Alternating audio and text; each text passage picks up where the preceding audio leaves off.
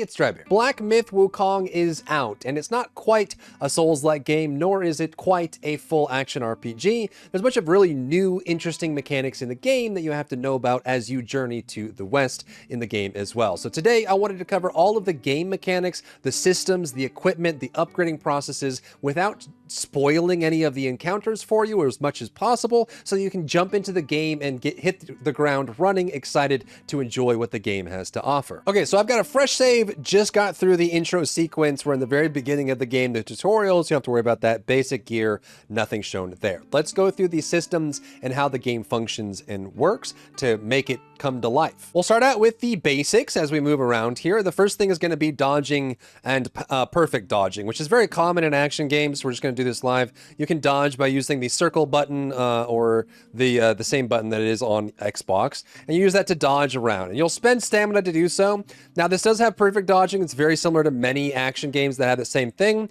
You'll have this illusion that gets created when you perfect dodge, and you'll be able to counterattack from that and be able to use it as well. Now, down at the bottom right is your focus meter, and this is going to be kind of like an EX meter or a power meter. There will actually be transformation states and other things that we'll get to in a second, but this is going to be very straightforward. When you deal damage or do some other things based on your progression, you will gain your focus meter. So you can see as I hit, the meter in the bottom right activates. Once it's full, you will have a focus point that you can use for special combos.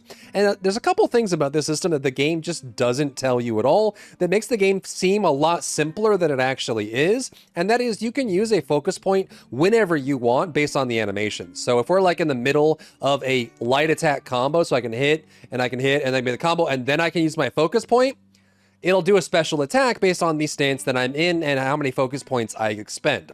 As you get later into the game, you'll get more and more maximum focus points. They'll start changing color and have all kinds of different effects, and you can use these as you want. Another thing to keep in mind as well is that all weapon stances will give you the ability to charge focus as well. So if you want to hold the heavy attack button, so in this case, if you're doing PS5 controller or PS4 controller, it'll be triangle. You can hold it to charge up focus and get that focus point, but without upgrades and bonuses, you won't be able to do anything while you're charging it. And of course, you can let it go to get that extra bonus there. This system, I think, is a big part of enjoying the game, because when you first start playing, you won't be able to understand where the focus is coming from, but also as you start getting further and further into the game and you get more and more focus points, which you'll notice in the tutorial section of the game as well, you start unlocking special combo moves that you can only use based on the amount of focus points you use, which makes the action system seem a lot more engaging once you understand it. Equipment of the game is very straightforward. You will have a main weapon that you can craft and do increases to throughout the process of the game. Just so you know, this is typically, you will get the materials you need to craft a weapon after every major boss. So you wouldn't really be crafting weapons all throughout the game, but at specific keynotes or tentpole moments in the game, you'll get an item that allows you to craft weapons, and you'll be able to do that at any of the shrines you visit. So you can do that as you go along, and it's not going to be super frequent, so you're just kind of playing through. That's why it feels more like a God of War game to me, is that you're kind of just upgrading what you find and progressing through, but it's more about the action and presentation than it is about the deep equipment system. The next item that you need to worry about is your curios. If you play Elden Ring, this is like talismans. These will be buff items, trinkets, things that you can equip that give you some nice bonuses throughout the game, and each one will do something different, and you can put two of them together to make a build as you go along. Now, just like most Souls-like games, there is a built-in consumable. There will be other items you can use for this, but what's cool about this one is you start with the old gourd, which is this here right here, and you'll unlock different effects and different heals. So you can actually replace your gourd with different kinds of healing items throughout the game that you find and unlock. Some will do less healing up front with heal over time. Some have resistances based on the type of enemies you're facing. And you can customize these on the fly. You'll even have a sub-slot and more extended categories for these that allow you to customize what the gourd actually does. And of course, you can increase the amount of charges you have by finding fragrant vines throughout the world. So you want to pay very close attention to these consumables right here. This is what they look like it's glowing vines that come down. They're not very often that you will collect these and have these, but this is how you increase the maximum charges of your gourd. So just make sure you're keeping a keen eye out for these consumables specifically, as they are quite important. You also want to pay attention to the shrines of the game, which look like this when you haven't activated them. So if you've used like any of the aesthetics or bonfires or sites of grace or whatever, you should know what these are. They're checkpoints that allow you to upgrade your gear, craft new gear, set up your spells, all that kind of thing. And you can rest to reset your HP, reset all of your gourd charges, and also be able to reset enemies as well. So it's very similar to Souls-like in that fashion. They'll have smoke around them if they haven't been activated yet, and if there's no smoke, it means you visited before, and you can also automatically teleport before them. You don't need some kind of Lord Vessel or something like that. You get free transfer, and it's where a lot of the crafting comes from too. Further on to the game, you unlock one of these special mechanics, transformations, and I know 72 transformations is all what Sun Wukong is all about, but these are very special and important because they give you a secondary life bar. So you unlock multiples of these throughout the game, and there's a few other transformation mechanics we'll talk about, but these you want to keep on your bar, and they'll be fixed to the right side option on your spells menu, and you will transform into whoever the target is that you're transformed into, and you'll have a unique health bar and a brand new resource called a might meter shown in the bottom left. Once transformed, your meter will look like this. You'll have a separate health bar, and no, this is not Sun Wukong. You can actually take full damage and it will force you out of your transformation. The yellow bar you'll see at the bottom is your might meter, and you can think of it as a limited resource for you to stay in that transformation. Each transformation has different attack sequences, different bonuses, but you can use different attacks, and then based on the amount of attacks you use, it will always consume more or less might, and there's ways to recover it down the line as well, which I won't get into because it's a bit of a spoiler. But you want to pay attention to that and use it as a second resource, because it is, while you're taking damage in your normal health bar, you can then choose during the fight to transform into one of your transformations, your selected transformation, and have a brand new health bar that can take damage, and it functions with its own moveset as well. It's almost like class swapping in the middle of the encounter. Then you want to manage your might meter by using the right abilities at the right time. It will also have its own focus bar that it can build up with special attacks as part of that as well. And you want to make sure that you're using that might properly. And typically I recommend trying to use your heaviest might attack at the end of the meter, as you'll finish your attack and you'll be forced out of the transformation from that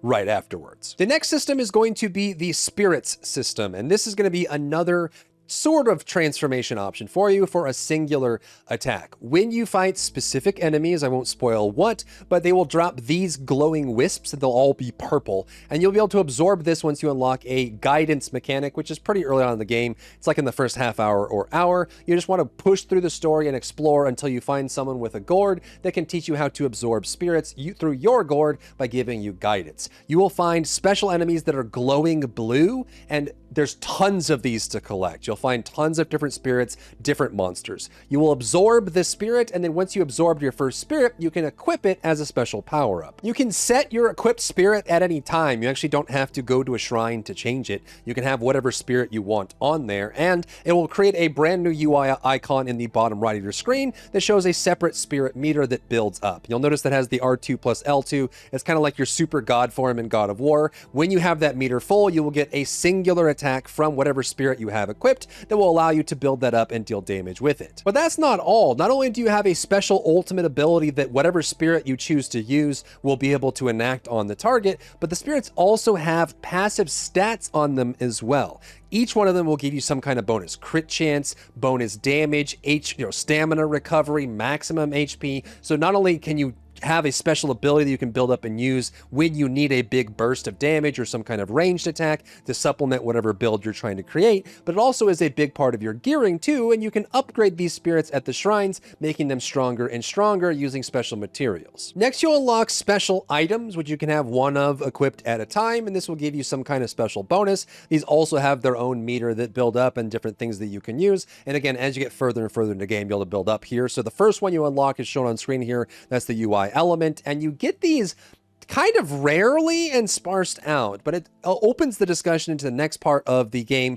which is going to be optional exploration and discovery. See, as you progress through Black Myth Wukong, you will find alternate paths and some decisions that don't seem like decisions at first, based on how you approach encounters and things like that. Now, I'm not going to sit here and tell you that it's a CRPG and everything you do has impact on the world, but there are some key moments where you will make a decision, whether you realize it or not, that will unlock certain options to you. And some of this does relate to the specials you can unlock, the spirits that you have, and you can actually get about double the length of the game by doing the side areas, exploring options, and trying to collect secret quests. It feels very much like a FromSoft game where there's going to be quests that you activate by reading things or listening to people and doing things in the world that will unlock new opportunities, new special items for you, or new gameplay mechanics. I would say if you just try to rush the mainline bosses and follow the shrines, the game is about 20 hours, maybe 25 hours of gameplay, but there's actually a good 15 to 20 hours more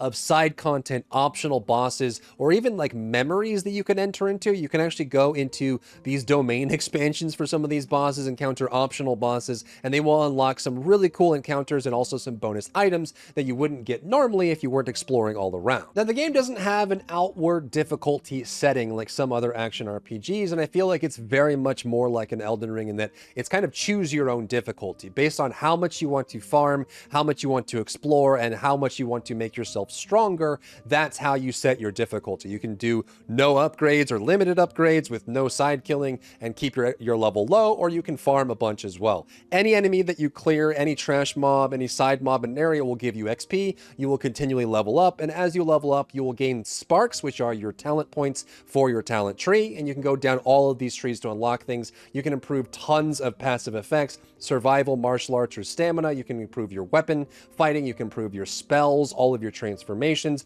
Even relics can give you some nice bonuses as well. So you can kind of choose your difficulty, and I think it's probably worth exploring some of this as you go through the early stages of the game to decide how you're going to spend your points or what you're going to go towards. But it is worthwhile if you feel like you're hitting difficulty walls, or you're someone who doesn't play games like this very often. You can certainly go to the shrine, rest to respawn mobs, go attack mobs, take them out, level yourself up, get some more points, get stronger, and also the mobs that you clear in the open area will drop special materials for you. So you fight mobs in the very beginning of the game, and they will drop items like yarn, and the yarn is actually used to craft better and better gear, and in some cases upgrade as well. So again, if you feel like you're stuck, you can't beat a certain boss, or you're really in a point where you're frustrated, you could just go clear out mobs, collect yarn, collect will, which is the unique currency in this game, and then start upgrading yourself and making yourself stronger and stronger to feel like you can take on whatever challenge you're facing. Another thing worth mentioning without showing too much of it is going to be the relics in the game. This is a